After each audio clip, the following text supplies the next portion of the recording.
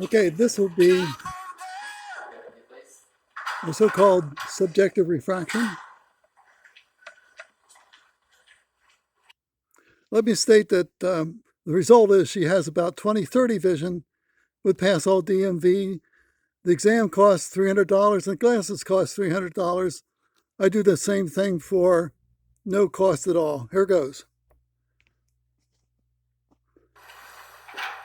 Subjective refraction is the method of determining the combination of lenses that provides the patient's best corrected visual acuity.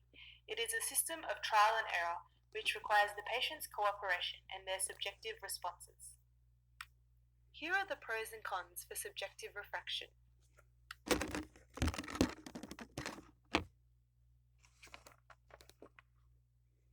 The equipment needed are a lens box, trial frames,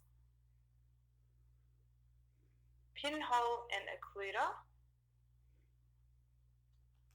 and Jackson cross cylinders.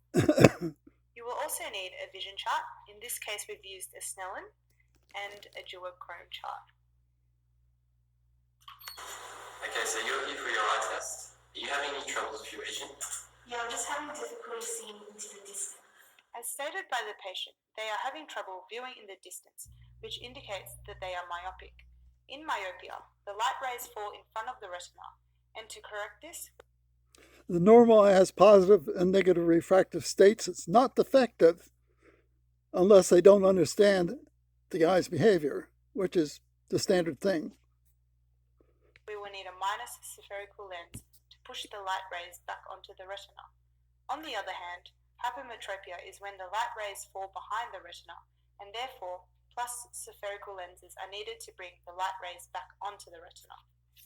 Okay, so I'm going to test your vision and see if you can be corrected with glasses.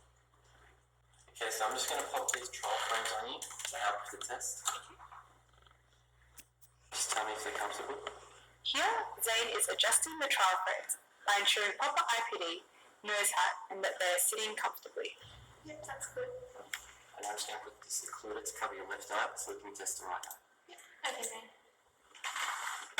Okay, so looking up at the chart, okay, what's the lowest line that you can read?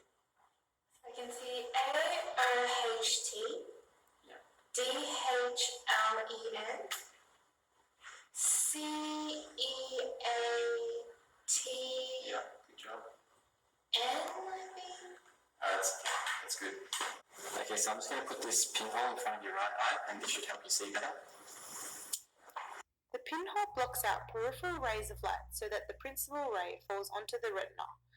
This allows the orthoptist to assess the patient's best corrected acuity. We aim to get her final refraction to this pinhole result. Okay, so now can you read down the chart again for me, please? TLC, NOEHD. That's a great job. Okay, so I'm just going to remove this pinhole now.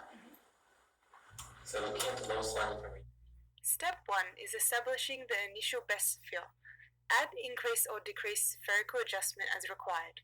Generally start with a minus 0.5 diopter sphere and then refine with a minus 0.25. Can you tell me if it's better with or better without? Without.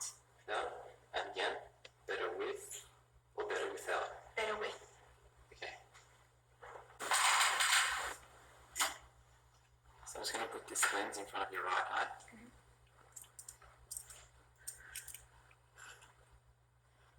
So can you read down to the lowest line you can for me now? Okay, so ACEHLTN. Any lower? This is basically what I do, except I know the letters and I use handheld lenses. You really don't need that trial frame. It's more hindrance than any help at all. And I'm objective. I trust myself and I trust you. No, I don't think I can see any lower. Okay. So just again for me, can you tell me if it's better with or better without? Without. Okay. And just with this one, can you tell me if it's better with or better without? It's better with. Okay.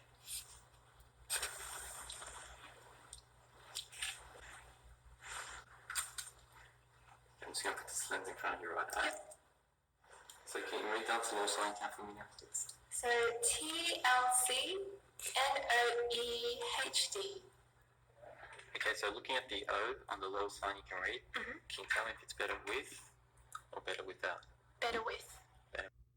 Here's a process that's completely not necessary. Cylinder invented by use of a retinoscope. You don't see it if you measure yourself. It's not necessary. I'll cut to the chase here. Better with, and just again, is it better with? The final result was for her about minus half Doppler and maybe minus half Doppler cylinder by their method of calculation. This measurement would take me about 10 minutes, but I can do it once every 2 weeks just to be accurate and long term. I'd recommend looking up ORT5 With? and listen to the full 12 minutes or so of this. That playing around with cylinder is a huge waste of time, waste of money. So this will cost you about, as I said, $300 for the exam and $300 for the glasses when you in fact have 20/30 and 20/40. You would still pass the DMV. Or better without? Better without. This is why I use the DMV as my standard.